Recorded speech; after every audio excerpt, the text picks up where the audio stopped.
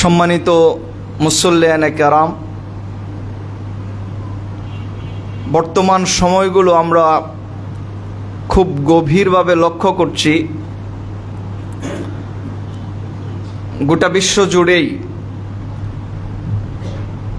মুসলিমদেরকে ধূলিসাৎ করার জন্য ইহুদি চক্র গোটা বিশ্ব জুড়ে এক যুদ্ধের দামামা বাজিয়ে রেখেছে। বর্তমান এই যুদ্ধ পরিস্থিতিতে আমরা খুব সহজে উপলব্ধি করতে পারি যে মূলত আল্লাহ পাকের দ্বীন পৃথিবীর মানব জাতি পালন করুক, খুব সহজেই আল্লাহ তাআলার নৈকট্য অর্জন করুক, এটি এক শ্রেণীর ইসলাম বিদ্বেষী লোক কখনোই চায় না।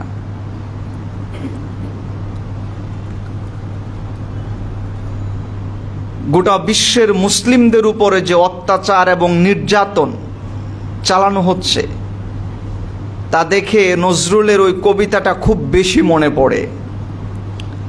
যবে উৎপীড়নের ক্রন্দন রোল আকাশে বাতাসে ধ্বনিবে না, অত্যাচারীর খড়গ কৃপান ভীম রণভূমে রণিবে না, বিদ্রোহী রণক্লান্ত আমি সেই দিন হব শান্ত।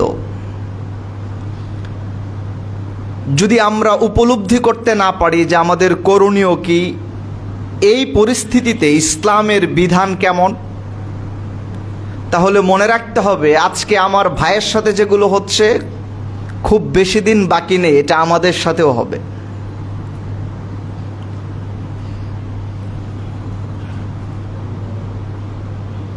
অথচ আমাদের কি করণীয় ছিল এগুলো মুসলিম মিল্লাত ভুলে গিয়েছে। দায়িত্বশীল ব্যক্তিবর্গ তা থেকে অনেক দূরের আচরণ করে।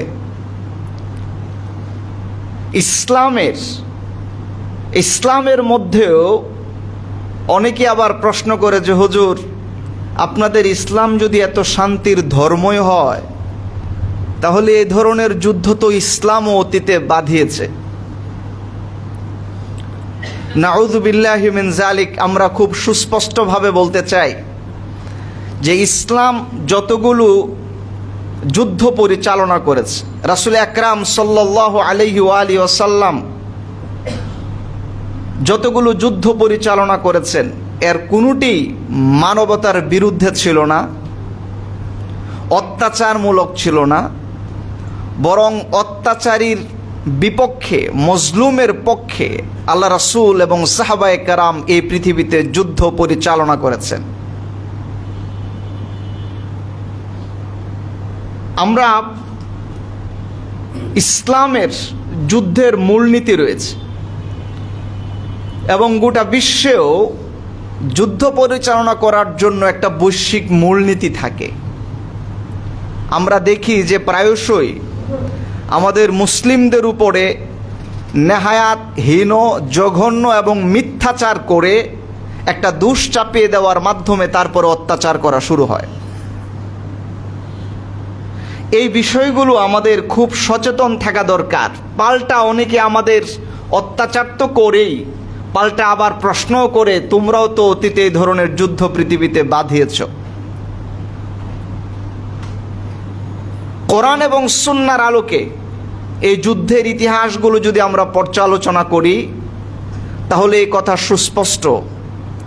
বর্তমানে মুসলিম নিধনের মূল উদ্দেশ্যে যেভাবে জুলুম করা হচ্ছে মুসলিম অবলা নারী পুরুষ শিশুদের উপরে, ইসলামের একটি যুদ্ধও কি কেউ এ ধরনের জালিমের রোষানলের শিকার হয়েছে এইভাবে কেউ কি প্রমাণ করতে পারবে?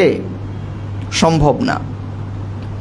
কারণ ইসলামের একটি মূলনীতি রয়েছে।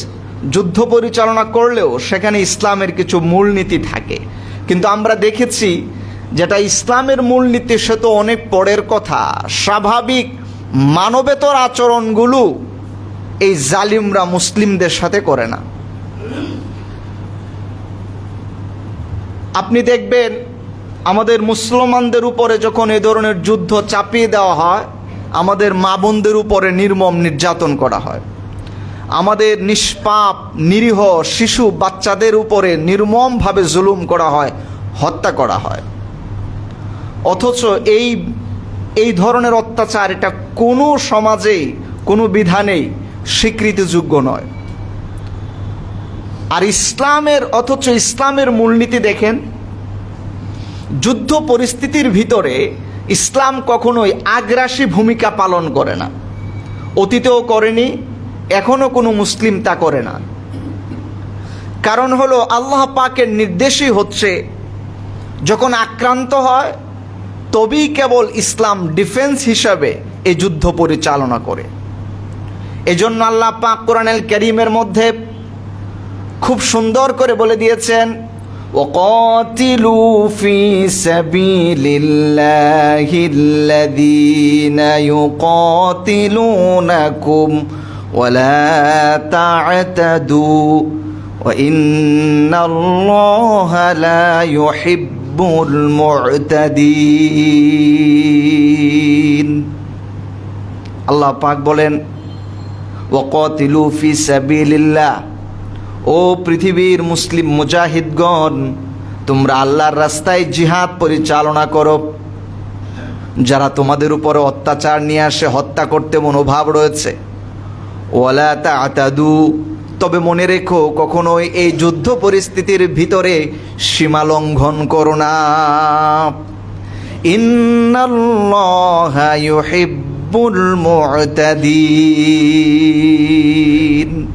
আল্লাহ পাক স্পষ্ট করে বলেন, আল্লাহ পাক কোনো জালিমকে, সীমা লঙ্ঘনকারীকে পছন্দ করেন না। সুবহানাল্লাহি ওয়া বিহামদিহি।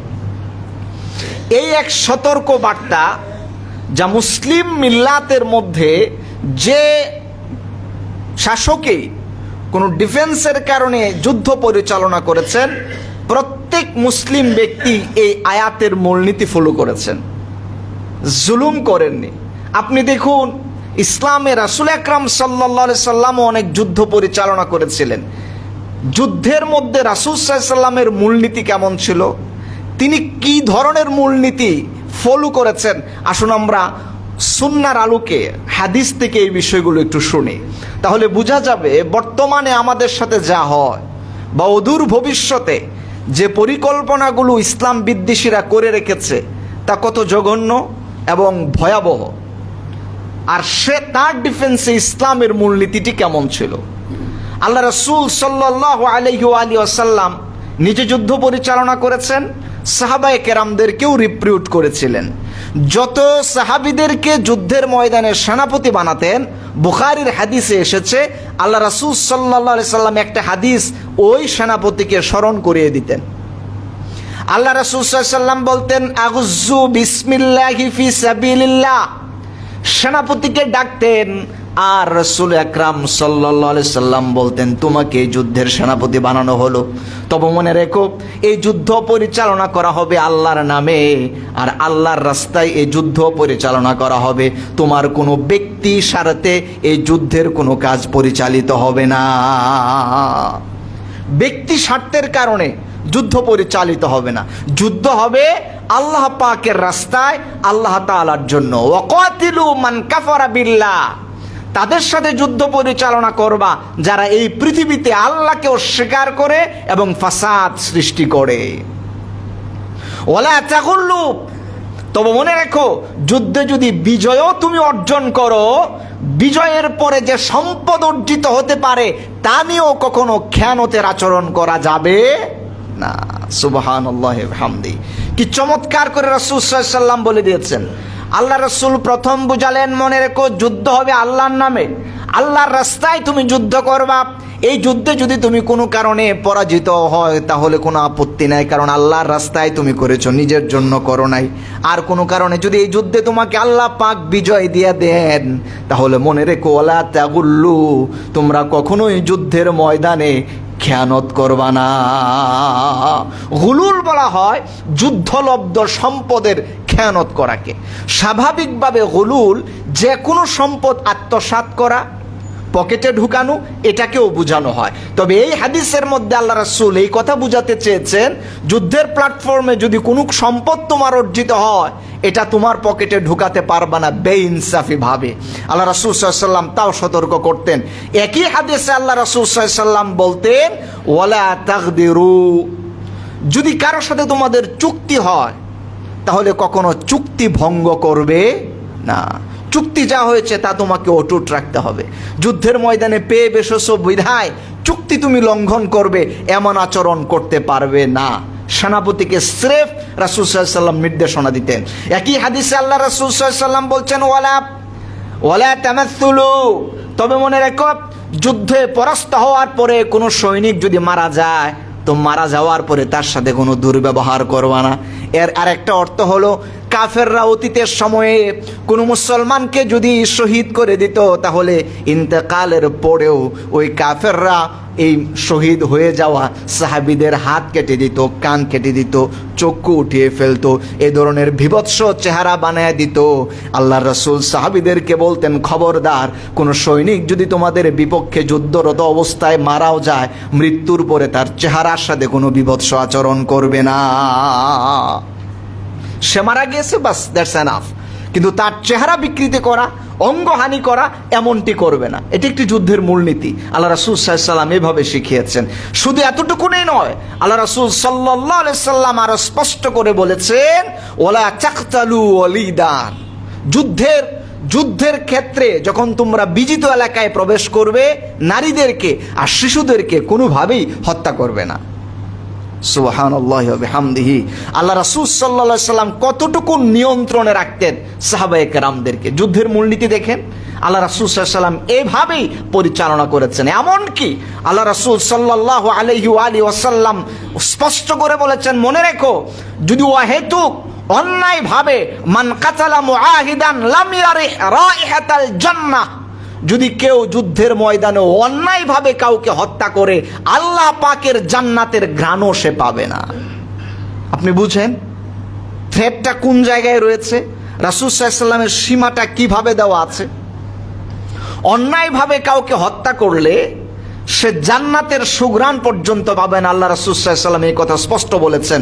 বুখারীর ওই হাদিসে আল্লাহ রাসূল সাল্লাল্লাহু আলাইহি ওয়াসাল্লাম বলেছেন, ওয়া ইন্না রিহাল জান্নাহ বিন্নাসিরাত 40 আমান, জান্নাতের সুঘ্রাণ হচ্ছে এমন সুঘ্রাণ যা 40 বছর পথের দূরত্বেও পাওয়া যায়। সুবহানাল্লাহ। জান্নাতের সুঘ্রাণ হচ্ছে এমন সুঘ্রাণ যা 40 বছরের দূরত্বের পথেও অনুভব করা যায়। যে অনুভবটা 40 বছর দূরত্বের পথে অনুভব করা যায়, ওই জান্নাতের সুঘ্রাণ সে পাবে না। তাহলে অনুভব করে দেখুন জান্নাত থেকে তার দূরত্ব কি পরিমাণ হতে পারে। আল্লাহ রাসূল সাল্লাল্লাহু আলাইহি ওয়াসাল্লাম এর মাধ্যমে বুঝিয়েছেন, অন্যায়ভাবে কারো উপরে এমনি এমনি আক্রমণ করা যায় না।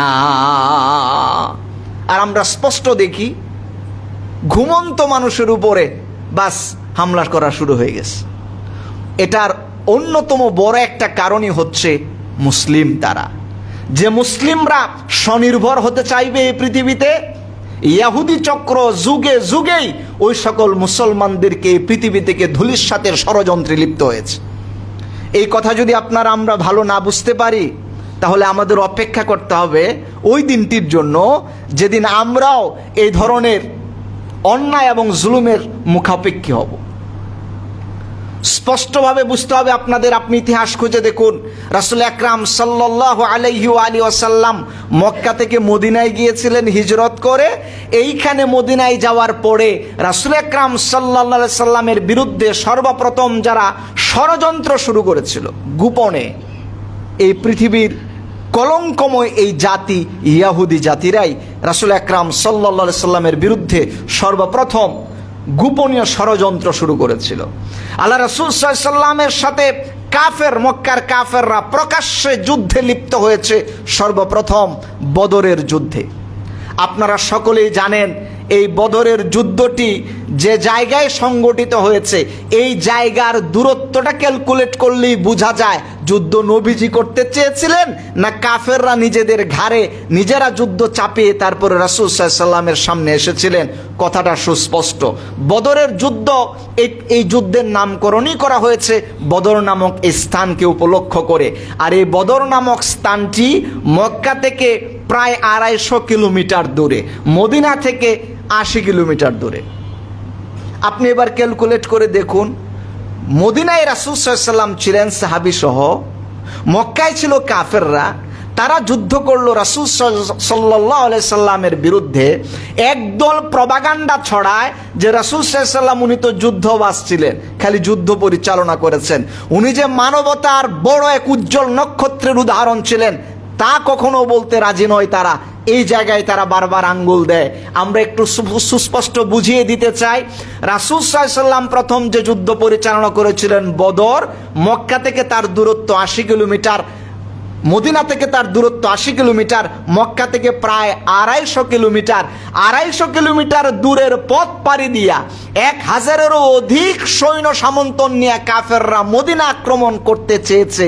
রাসূল আকরাম সাল্লাল্লাহু আলাইহি সাল্লাম অনেক লম্বা সময় অপেক্ষা করার পরে মদিনাকে রক্ষা করার জন্য মাত্র 80 কিলোমিটার দূরে মাত্র 313 জন সাহাবীকে নিয়ে গিয়েছিলেন।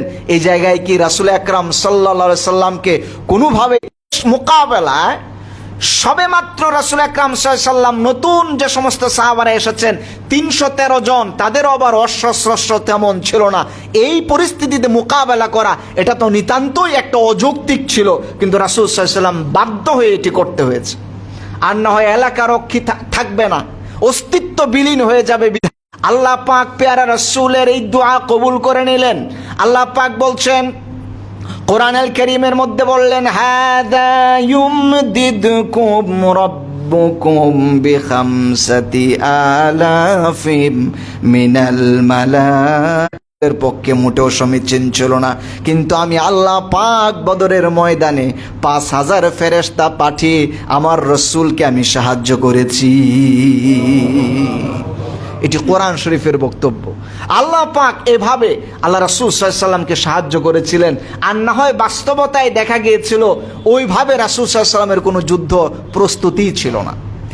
এই মদিনায় সর্বপ্রথম মদিনার এই গোত্রের লোকগুলো ইয়াহুদি ছিল, আর আরেক দল ছিল হলো বনু কুরাইজা। এই 3 শ্রেণীর ইয়াহুদি তখন মদিনায় থাকতো। মদিনায় এই ইহুদিদের গায়ে তখন জ্বালা উঠে গেল। ওরা প্রথম কাফেরদেরকে উস্কানি দিয়েছিল মদিনা আক্রমণ করার জন্য।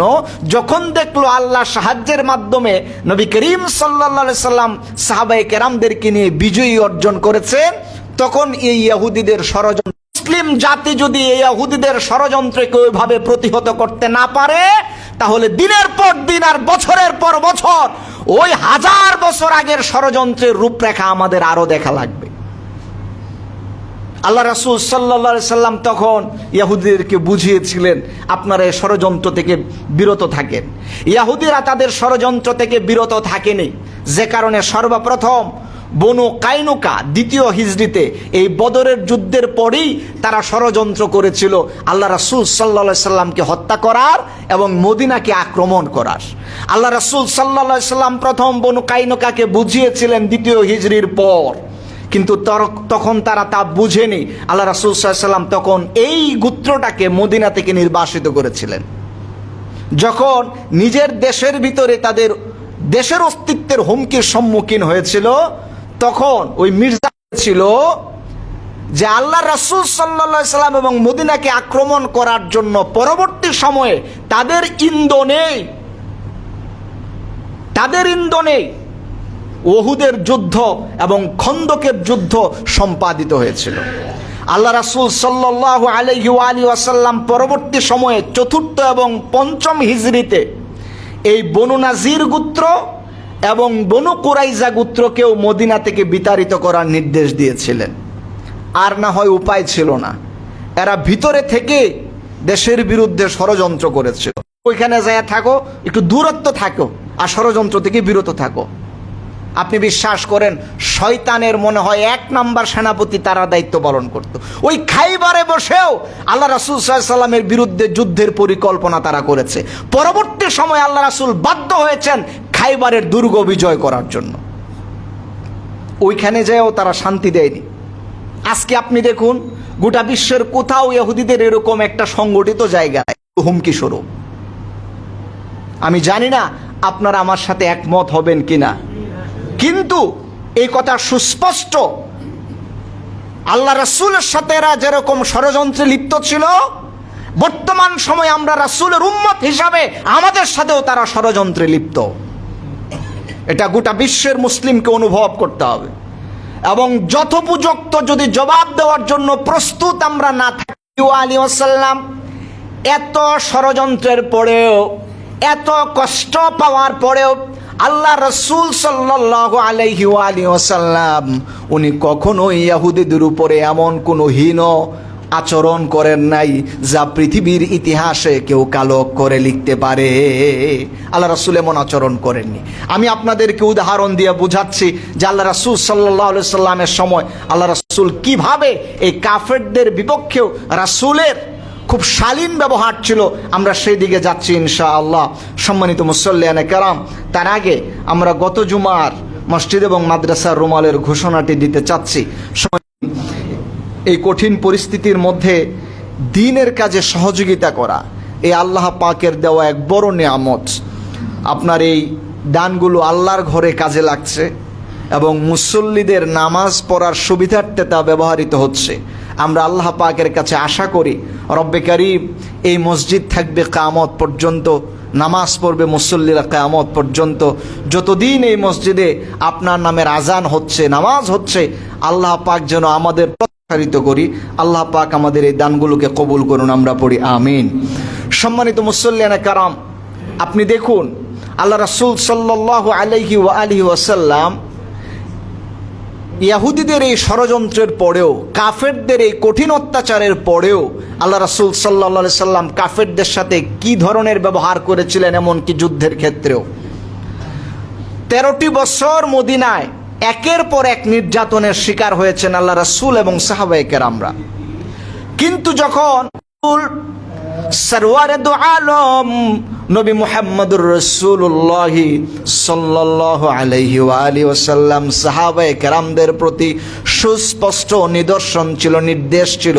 আল্লাহ নবীজি বলেছেন, খবরদার কোনো বন্দির উপরে কোনোভাবেই তোমরা জুলুম করবে না। বরং আল্লাহ রাসূল বলেছেন, বন্দীদের খাবারের নিশ্চয়তা তোমরা দিবে, বন্দীদের পরনের নিশ্চয়তা তোমরা দিবে। বরং কোনো বন্দী যদি শিক্ষিত হয়, কোনো বন্দী যদি কোনো অক্ষর জ্ঞান থাকে, আর এই জ্ঞান যদি তোমাদেরকে কোনো বন্দী শিখায়, আমি রাসূল ঘোষণা করলাম এর বিনিময়ে আমি তাকে আজাদ করে দিব। আল্লাহ রাসূল সাল্লাল্লাহু আলাইহি সাল্লাম কত সহজ করে দিলেন। ফি সাবিলিল্লাহ যুদ্ধে নিয়োজিত ছিল অমুসলিমদের কোন সৈনিক যখন তাদের হাতে ধরা পড়েছে, আমরা খুব সুস্পষ্টভাবে খবরগুলো জানি, রেফারেন্স সহই, যে ওই বন্দিগুলো মুসলমানদের ব্যবহার দেখে পরবর্তীতে স্বেচ্ছায় তারা ইসলাম কবুল করেছে।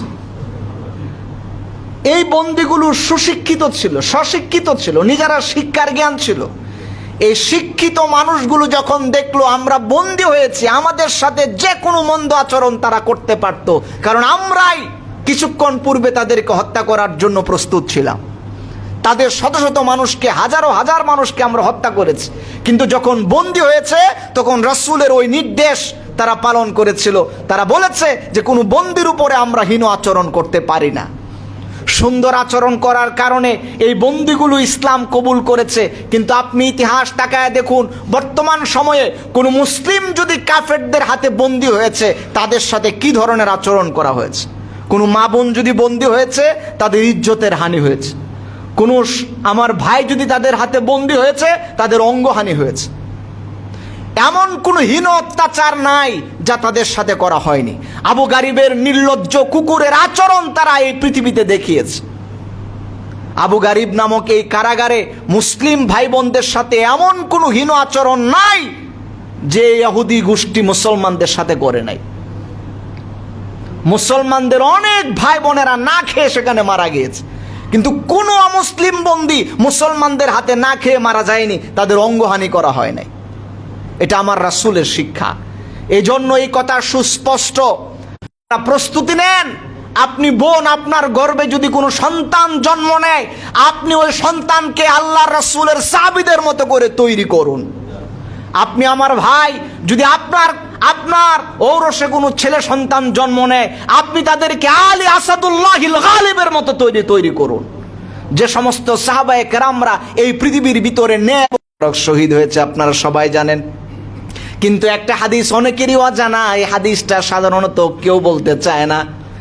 কাফের যারা আল্লাহ রাসূল সাল্লাল্লাহু আলাইহি ওয়াসাল্লামের ব্যাপারে কুৎসা রটনা করে, তারা এই কথাটা বলে না।